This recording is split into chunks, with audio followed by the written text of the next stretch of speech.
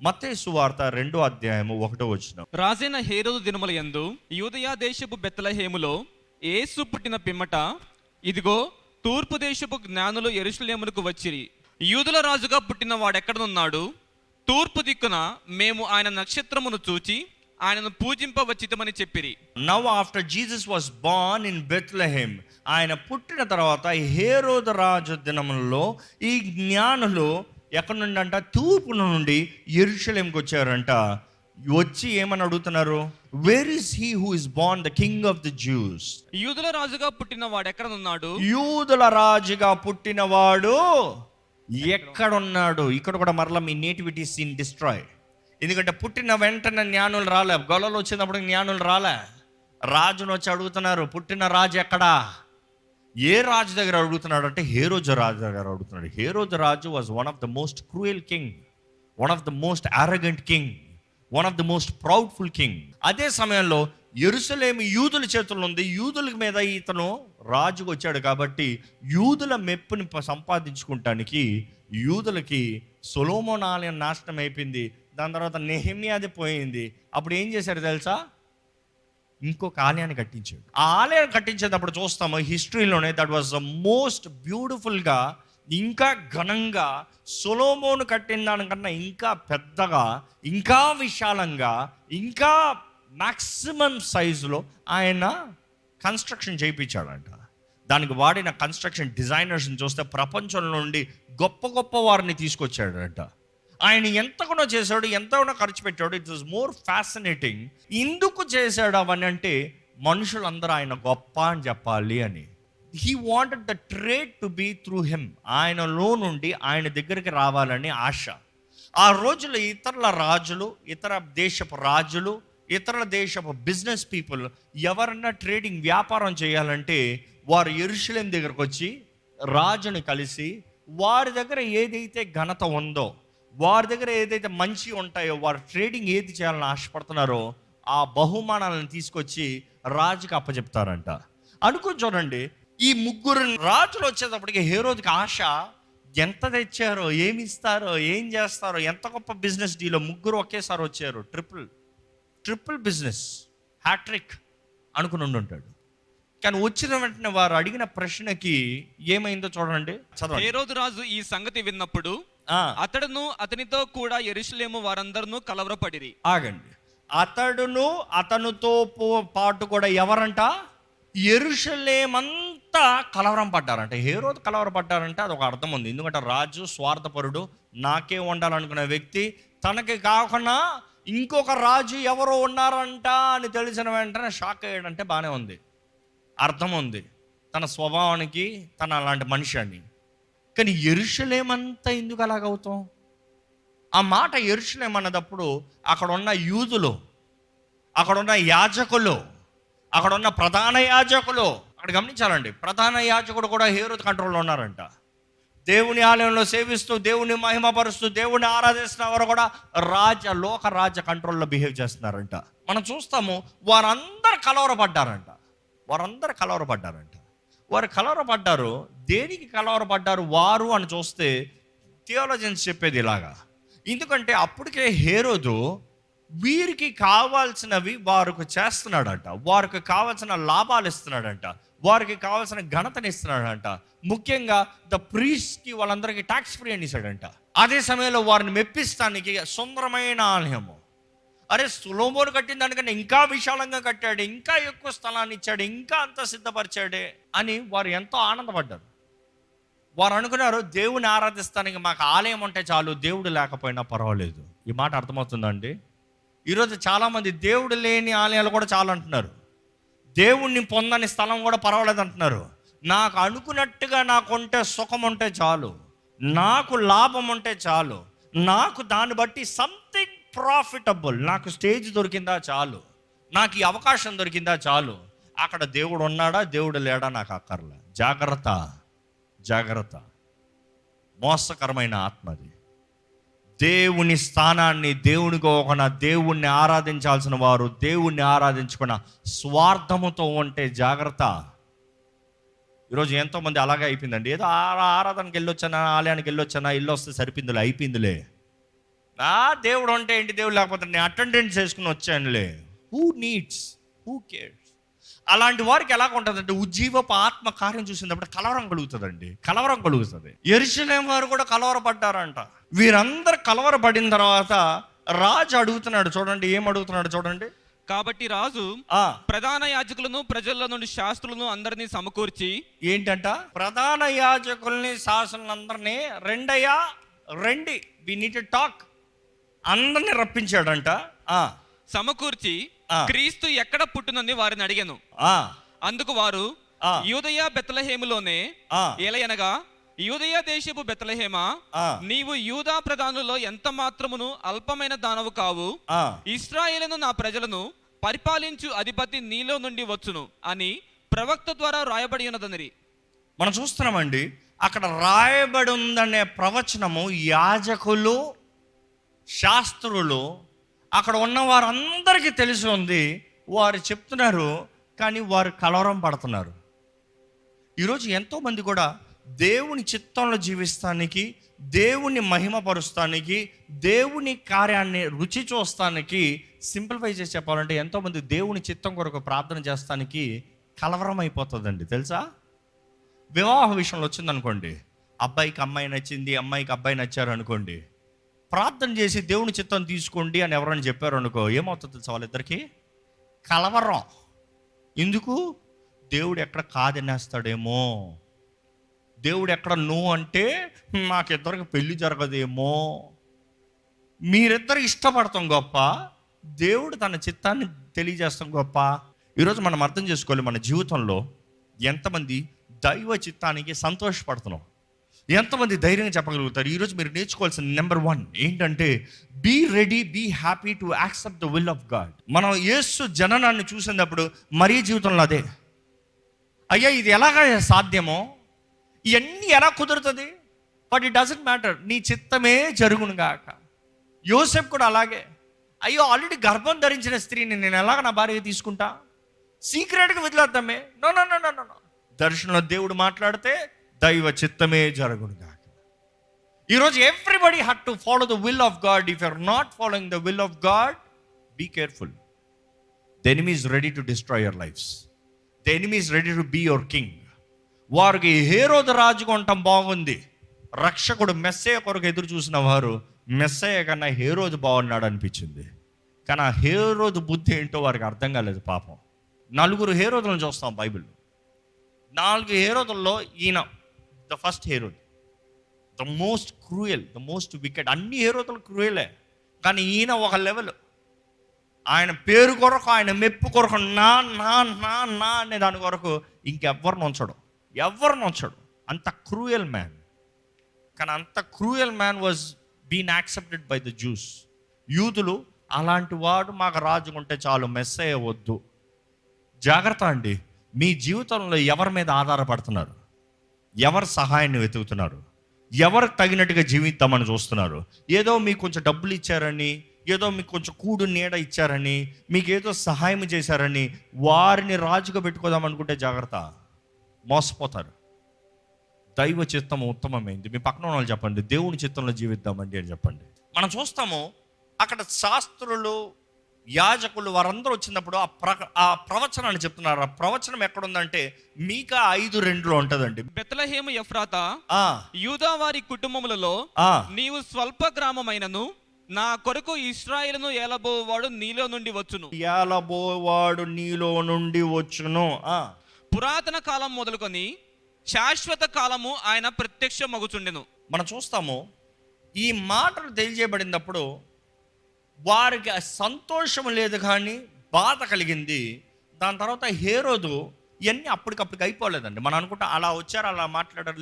లేదు, వాళ్ళు వచ్చారు, అడిగారు, కలవరం పొందాడు, శాస్త్రుల్ని, యాజకుల్ని పిలిపించిన తర్వాత కూర్చోబెట్టి మాట్లాడిన తర్వాత మరలా ఎవరి దారిలో వాళ్ళు వెళ్ళిన తర్వాత మనం చూస్తాము హేరోదు మరలా వాళ్ళని రహస్యంగా పిలిచాడంట. ముందు పబ్లిక్గా కనబడ్డారు, తర్వాత చూస్తాము రహస్యంగా పిలిచాడంట. He has secretly invited them. మనం చూస్తాము రహస్యంగా పిలిచి, ఎప్పుడు నక్షత్రం కనబడింది, ఎప్పుడు మీరు నక్షత్రాన్ని చూశారు, ఎప్పుడు నక్షత్రం కనబడింది? I'm coming to my point.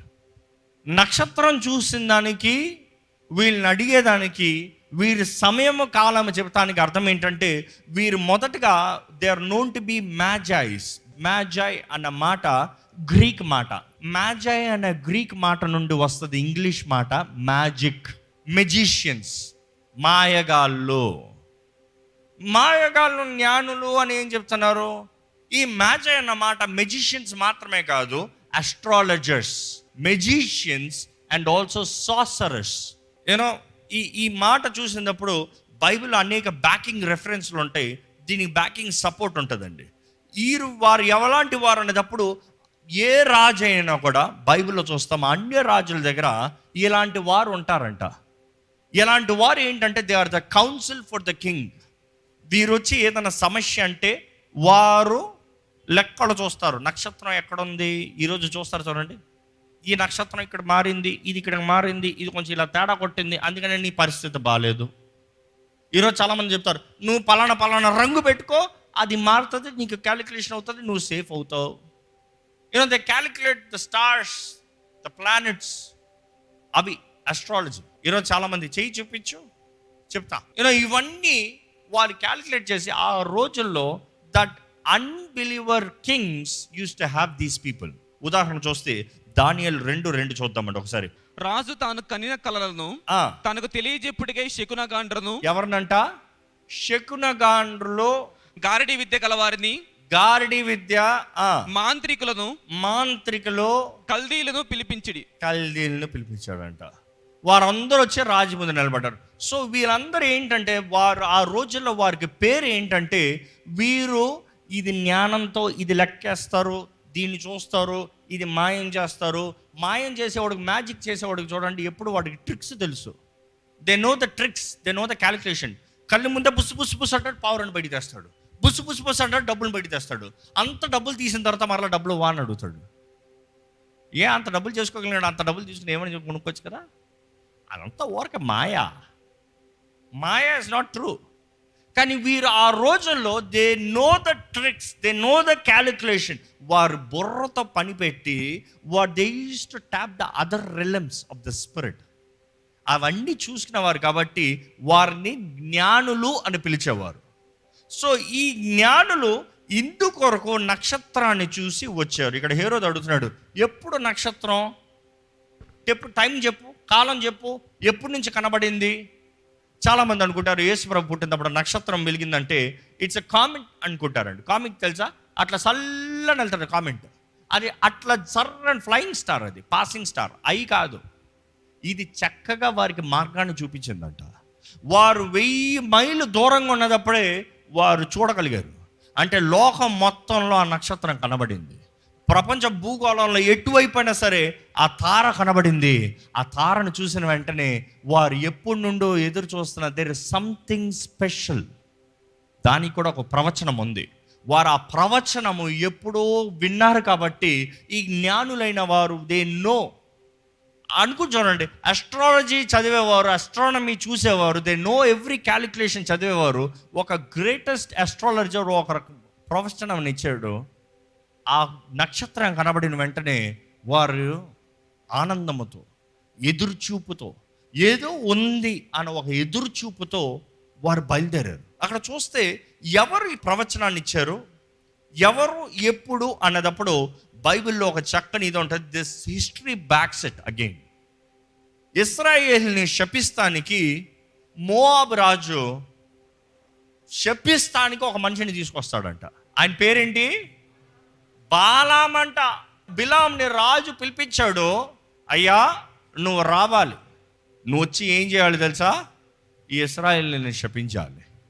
ఈ జ్ఞాని అన్నదప్పుడు వారికి అన్నీ తెలుసు. ఇశ్రాయేలు సంగతి తెలియదు ఆయనకి. అయ్యా, యెహోవా దేవుని ద్వారా ఆశీర్వదించబడిన వారిని ఎవ్వరూ శపించలేరయ్యా. పర్లేదు, నువ్వు రా, శపించు. నువ్వు ఎంతన డబ్బు ఇస్తాను, నీకు ఎంతన ఇస్తాను, నీకు ఏదైనా చేస్తాను, కమ్ కర్స్ దెమ్. వారిని శపించమని తీసుకొస్తాడండి, పిలిపిస్తాడండి. మొదట అయితే దేవుడు వెళ్ళొద్దంటాడు. ఈయన కక్కుర్తి పడి వెళ్తా ఉంటే గాడిద మీద ఎక్కి వెళ్తున్నాడంట. గాడిద మాట్లాడుతుంది. అనేకసార్లు చెప్పాను ఉదాహరణ. గాడిద మాట్లాడినా కూడా గ్రహించుకోకుండా డబ్బు మీద ఆశపడి ఏదో వస్తుందన్న దాని మీద ఆశపడి వెళ్తా ఉంటే దేవుని దోత ఖడ్గాన్ని తీసుకుని చేతులు పెట్టుకుని ఉంటాం చూస్తాడు. అప్పుడు అంటాడు దేవుడు, సరే వెళ్ళు, నువ్వు రాజు పిలుస్తూ వచ్చావు శపిద్దామని. నేను చెప్తున్నాను, నేనేం చెప్పాలో అదే నువ్వు చెప్పాలి, వేరేమని దాటేవా నీ పని అయిపోయింది. ఆ రీతిగానే బాలాం వస్తాడు, బిలాం వస్తాడు. వచ్చి ఏం చేస్తాడు తెలుసా? శపిస్తాం ప్రారంభించినా కూడా ఆశీర్వాదమే పలుకుతున్నాడు, ఆశీర్వాదమే పలుకుతున్నాడు, ఆశీర్వాదమే పలుకుతున్నాడు. ఇక్కడ నుండి శపిస్తే ఆశీర్వాదంగా మారుతుంది, ఇంకో వైపు నుండి శపిస్తే శాపంగా మారుతుందేమో, వస్తుందేమో శాపం. అంటే ఎటువైపు వెళ్ళినా ఆశీర్వాదమే వస్తుందంట. చివరికి పిలిచిన రాజులందరికీ దేవుడు వాకిచ్చాడంట. ఏమని తెలుసా? నువ్వు నాశనం అవుతావు, వాడు నిన్ను తొక్కిపడేస్తాడు, వీడు నిన్ను నాశనం చేస్తాడు. చివరికి ఎవరైతే శపించమని తీసుకొచ్చారో వారే శాపాన్ని పొందుకున్నారు. కానీ శపించమని ఇశ్రాయేలుని జనం మీద శపించమని బిలాంని తీసుకొస్తే ఆయన కేవలం ఆశీర్వదించాడు. ఆశీర్వదిస్తాం మాత్రమే కాదు, ఆయన ఒక ప్రవచనము చెప్పాడు. ఏంటి ఆ ప్రవచనం అంటే, సంఖ్యాకాండం 24:17 చదువుదామండి. ఆయనను చూచుచున్నాను గాని ప్రస్తుతం ఉన్నట్టు కాదు. అంటే ఇక్కడ లేడు, ఇప్పుడు లేడు. ఆయనను చూచుచున్నాను గాని సమీపమున ఉన్నట్టు కాదు, ఇక్కడ లేడు. నక్షత్రము యాకోబులో ఉదయించును. గోన్. రాజదండము ఇశ్రాయేల్లో నుండి లేచును. ఎక్కడంట? రాజదండము ఇశ్రాయేల్లో లేచును. ఆ మాట వచ్చేటప్పటికి దే న్యూ, ఓకే, ఒక రాజు వస్తున్నాడు, ఇశ్రాయేల్లో రాజు వస్తున్నాడు, నక్షత్రం ఉదయిస్తుంది. ఆ మాటను పట్టుకున్నారు. ఓహో, మన గురువే చెప్పాడయ్యా, ఇలాగ రక్షకుడు వస్తున్నాడు, ఇలాగ రాజు వస్తున్నాడు. మన గురువు వెళ్ళి శపిద్దాం అనుకుంటే శాపం కాదు కానీ కేవలం ఆశీర్వదించే వచ్చాడు. అర్థమవుతుందా అండి? అక్కడ చెప్పబడిన ఆ మాటకి ఆ జ్ఞానులు దేవర్ లుకింగ్ ఫార్వర్డ్. ఎప్పుడా అంటే నక్షత్రం ఉదయిస్తుందంటే, ఆ నక్షత్రం ఉదయించిన వెంటనే మరల మత్తయి సువార్త 2వ అధ్యాయంలో గెలిపి చదువుతామా? 9వ వచనం. వారు రాజు మాట విని బయలుదేరి పోవచుండగా, ఇదిగో తూర్పు దేశమున వారు చూసిన నక్షత్రము ఆ శిశువు ఉండిన చోటికి మీదుగా వచ్చి నిలుచు వరకు, ఆ శిశువు ఉన్న చోటుకి, ఎక్కడా పశువుల పాక కాదు, ఇంటిలోకి, ఆ ఇంటి వరకు కరెక్ట్గా నిలబడంతో చూసి ఆ ఇంటి దగ్గరకు వచ్చారంట. ఆ ఇంట్లోకి వచ్చేటప్పుడు మనం చూస్తాం, అది పశువుల పాక కాదు, అక్కడ గొల్లలు లేరు. ఇన్ఫ్యాక్ట్ అక్కడ యోసేపు కూడా కనబడ్డు. ఎందుకంటే ఆ ఇంట్లోకి వచ్చేటప్పుడు ఎవరున్నారు చూడండి. వారు ఆ నక్షత్రమును చూచి అత్యానంద భరితుల ఇంటిలోనికి వచ్చి extra Joy, so much of Joy. ఆ ఇల్లు పట్టాము అయ్యా, 1000 మైళ్ళు ప్రయాణించి వచ్చాము, ఇదిగో దొరికాడు మనకి. ఇంకా ఆయన చూస్తాను ముందే ఆనందం స్టార్ట్ అయిపోయిందంట, ఇంకా ఆయనతో మాట్లాడుతున్న ముందే ఆనందం స్టార్ట్ అయిపోయిందంట. ఇంకా వారు కల్లారా రక్షకుడిని చూస్తానికి ముందే వారిలో ఆనందం. ఎంతమందికి అంటే దేవుని సన్నిధిలోకి వచ్చేటప్పుడు ఆనందం, ఎంతమంది ఎదురు చూపుతో వస్తున్నారు దేవుని సన్నిధిలోకి. నా దేవుని సన్నిధిలోకి వస్తే చాలు, నా దేవుని దగ్గరకు వస్తే చాలు, నా దేవుణ్ణి ఆరాధిస్తే చాలు. ఆయన ఆలయంలోకి అడుగుపెట్టినంత ఎంతమందికి ఆనందం కలుగుతుందో నాకు తెలీదు. ఎంతమందికి ఆనందం కలుగుతుంది? మనం చూస్తాము, వీరు ఆ గృహం దగ్గర చూసిన వెంటనే ఎంతో ఆనందం నింపబడి వారు ఆ గృహంలోకి వచ్చారంట. చదవండి. అత్యానంద భరితుల ఇంటిలోనికి వచ్చి తల్లి అయిన మరియను ఆ శిశువును చూచి సాగిలపడి. ఎవరిని చూశారంట? తల్లి అయిన మరియా, ఆ శిష్యుడు. అక్కడ ఇద్దరు కనబడుతున్నారు. ఈ మాట మీకు చెప్పాలని ఆశపడుతున్నానండి. మనం చూస్తాము, వారు మొదటగా దేవర్ ఎక్స్పెక్టెన్సీతో వచ్చారు, ఎదురు చూపుతో ఆరాధిస్తానికి వచ్చారు. నేను వెళ్ళి రాజుని ఆరాధించాలి అని వచ్చారు. ఈరోజు జ్ఞానులు మనకి ఈ విషయాన్ని తెలియజేస్తారు. మొదటగా వారు తెలియజేసేది ఏంటంటే, దేవుని సన్నిధిలోకి వచ్చేటప్పుడు ఎదురు చూపుతారా, ఆయన ఆరాధిస్తానికి సిద్ధపడిరా. ఎంత దూరం నుంచి వచ్చావు ముఖ్యం కాదు, ఎంత ప్రయాసపడి వచ్చావు ముఖ్యం కాదు, నువ్వు వచ్చిన రీతి ముఖ్యం కాదు, కానీ దేనికి వచ్చావో ముఖ్యమో. వచ్చేటప్పుడు ఎదురు చూపుతో రా. అదే జ్ఞానులు చెప్పేదండి. రెండోది ఏం చెప్తున్నారు తెలుసా? వాళ్ళ దగ్గర నుంచి నేర్చుకోవాల్సిన పాఠం మనం, నీవు వచ్చిన తర్వాత నీవు ఆయన ఆరాధిస్తామో కనబరచు. ఈరోజు మీరు ఈ వాక్యాన్ని మీరు గమనించగలిగితే, మీరున్న స్థలాల్లో దయచేసి మీరు నిలబడతారో, మోకరిస్తారో, కూర్చుంటారో మీ ఇష్టం. మీ దేవుణ్ణి మీరు ఆరాధించాలండి. మీ దేవుణ్ణి మీరు ఆరాధించాలండి. Worship him, worship him, worship him, adore him, adore him. జ్ఞానులు ఆరాధించిరయ్యాను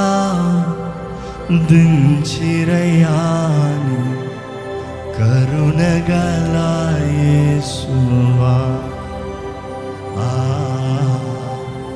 కరుణగల యేసువా. జ్ఞానులు ఆరాధించిరయ్యాను కరుణగల యేసువా, కరుణగల యేసువా. యేసు రక్షకుడా, నా ప్రాణ స్నేహితుడా, యేసు రక్షకుడా, నా ప్రాణ స్నేహితుడా, యేసు రక్షకుడా, నా ప్రాణ స్నేహితుడా. మార్గము నీవే, సత్యము నీవే, జీవము నీవే నా ప్రియుడా. నీవేనేసయ్యా, అనుభవిస్తూ చెప్తామండి. మార్గము నీవే, సత్యము నీవే, జీవము నీవే నా ప్రియుడా. అర్పించెదను సర్వస్వము. కరుణగల యేసయ్యా, కరుణగల యేసువా.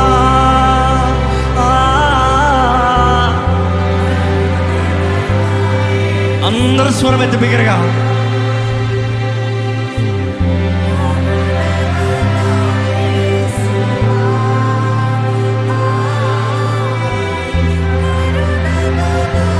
అనుభవిస్తూ చెబుతామా మరొకసారి స్వరం ఎత్తి, కరుణగల యేసయ్యా, కరుణగల యేసువా, కరుణగల యేసువా.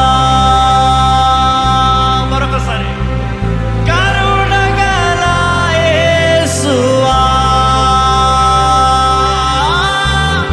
కరుణగల యేసువా. యేసు రక్షకుడా. ఆమేన్, ఆమేన్. స్వరమెత్తి.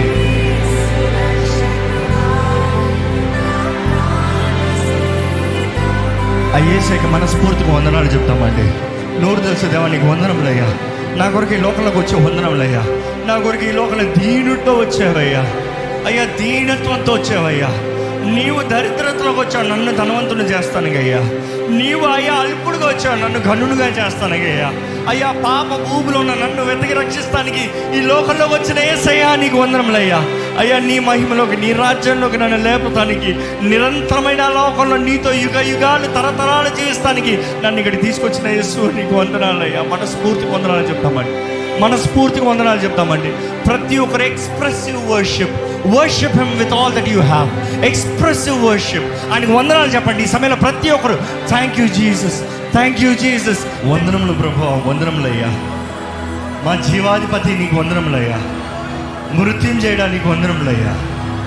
ఈరోజు నీవు కేవలం బాలుడుగా లేవు కానీ సర్వాధికారిగా, రాజుల రాజుగా, ప్రభుల ప్రభువుగా, సర్వోన్నతుడుగా నీవు ఉన్నావు. నీకు వందనములయ్యా. ఈరోజు మమ్మల్ని ఎంతగా ప్రేమిస్తున్నావు నువ్వు మరొకసారి జ్ఞాపకం చేస్తున్నావయ్యా. నీకు వందనములయ్యా. నిన్ను ఆరాధించే మనసు, నిన్ను ఆరాధించే జీవితం, నిన్ను ఆరాధించే భాగ్యము మాకు దయచేయండి. ఆరాధన కొరకు నువ్వు ఎదురు చూస్తున్నావయ్యా. ఎవరైతే ఆత్మతో సత్యముతో నిన్ను ఆరాధిస్తారో వారి కొరకు ఎదురు చూస్తున్నావు తండ్రి. ఇదిగానయ్యా, మమ్మల్ని చూడయ్యా. We want to worship you, Lord. We want to adore you, Lord. We want to glorify your name, Lord. ఇక్కడ ఉన్న ప్రతి ఒక్కరి జీవితంలో మార్గదర్శనాన్ని కనబరిచేయి. వారి జీవితంలో ఎటువైపు వెళ్ళాలో, ఏ రీతికి వెళ్ళాలో నీ దర్శనంతో మాట్లాడు ప్రభువా. Let them see visions in their life, Lord. To hear your voice, to know your will, Lord Father. అయ్యా, ఈ ఆలయంలో నీ సన్నిధిలో చేరొచ్చిన ప్రతి ఒక్కరిని నీ చేతిలో సమర్పిస్తాను. ఈ లైవ్లో ఆలయంలోకి అడుగు పెట్టలేని పరిస్థితుల్లో నుండి లైవ్లో వీక్షిస్తున్న వారిని నీ చేతులకు అప్పచెప్తున్నాను. ఎక్కడ నుండి వీక్షిస్తున్న వారైనా, ఎట్టి స్థితిగతుల్లో ఉన్నవారైనా నువ్వు ఎరిగి ఉన్నావని తెలియజేస్తున్నావయ్యా. దేవా, నిన్ను ఆరాధిస్తున్న ప్రతి జీవితము ఈ క్షణమే ఆశీర్వదించబడునుగా కానీ ప్రకటిస్తున్నానయ్యా. It is not what is happening around us లో. మా చుట్టూ ఉన్నవారు మా గురించి ఏం మాట్లాడుతున్నారు కాదయ్యా. మా జీవితంలో మా ప్రభావితం ఏంటి కాదయ్యా. మా జీవితంలో మాకు సాధ్యమైంది ఏది కాదు ప్రభా. నీవు తీసుకొస్తుంది నిజమైన ఘనత అయ్యా. నీవు ఆశీర్వదిస్తే అది నిజమైన ఆశీర్వాదం అయ్యా. అయ్యా, నీవు హెచ్చిస్తే అది నిజమైన హెచ్చింపు ప్రభా. ఊహించరాని రీతిగా, మనుషులు ఆశ్చర్యపోయే రీతిగా నీ ఆశీర్వాదాలు ఎప్పుడు ఉంటాయి కదా అయ్యా. Yes Lord, your blessings are always evident because it is something that we cannot imagine nor believe Lord. అడిగి ఊహించు వాటి కంటే అత్యధికమైన కార్యంలో జరిగించే దేవుడు నువ్వు. It is more than what we can see or what you can imagine Lord. దేవా, నిన్ను ఆరాధించే బ్రతుకులు ఎలా ఉంటాయో మా బ్రతుకులు కనపరచాలయ్యా. నిన్ను స్తుతించే జీవితాలు ఎలా ఉంటాయి ఇక్కడ నీ బిడ్డల జీవితంలో చెయ్యి ప్రభా. ఈ సంవత్సరం అంతంలోకి వచ్చిన మేము నిజమైన క్రీస్తు ఆరాధకులుగా ఉండాలని ఆశపడుతున్నాం ప్రభా. మేము ఏది సాధించామో మాకు ఏది ఉంది కాదయ్యా. మాకు కలిగిన వాటితో, మేము ఉన్న వాటితో నిన్ను ఆరాధించుగా దేవా, ఇక్కడ ఉన్న ప్రతి ఒక్కరి జీవితాన్ని మేలైన బంగారంగా మార్చేయ్యా. చెత్త తీసేయ్యా, పొట్టు తీసేయ్యా, నాశనాన్ని తీసివేయ్యా. నీవు వచ్చేంత వరకు నీ రెక్కల కింద దాచుండబడే జీవితాన్ని దయచేయి. నీ ద్వారా హెచ్చించబడే జీవితాన్ని దయచేయి. దేవా, నన్ను హెచ్చించే వారిని నేను గణపరుస్తాను, నన్ను గణపరచు వారిని నేను గణపరుస్తానన్నావు. హెచ్చింపు దేవుని దగ్గర నుండే వస్తుందన్నావయ్యా. దేవా, నిన్ను గణపరిచే జీవితాలు ఇక్కడ ఉన్న ప్రతి ఒక్కరి జీవితాలను అనుగ్రహించయ్యా. నీ ద్వారంగా గణపరచబడే జీవితాలు వీరి జీవితాలు ఉండాలి. సాక్ష్యం రూపంగా వారు తెలియజేయాలి ప్రభువా. నీ కార్యంలో, నీ క్రియలు మాత్రమే మా జీవితంలో జరిగించి మా కొరకు ప్రాణం పెట్టిన యేసయ్యా, నీకు కృతజ్ఞతాస్తుతులు తెలియజేస్తూ, మా పరమ తండ్రి, నీవు ప్రేమించావు కాబట్టి నీ కుమారుని మాకు బలిగా ఇచ్చావయ్యా. పరిశుద్ధాత్మదేవ, ఈరోజు మా తోడుండి మమ్మల్ని సర్వసత్యంలోకి నడిపిస్తూ, క్రీస్తు మార్గంలో నడిపిస్తూ, పరలోక రాజ్యం చేరేంత వరకు మా సహాయం ఉండదేవా. నీకు వందనాలు చెల్లిస్తూ దేవా, ఈ ప్రార్థన నజరేయుడైన యేసు నామములో అడిగి విడిచున్నాము తండ్రి. ఆమేన్.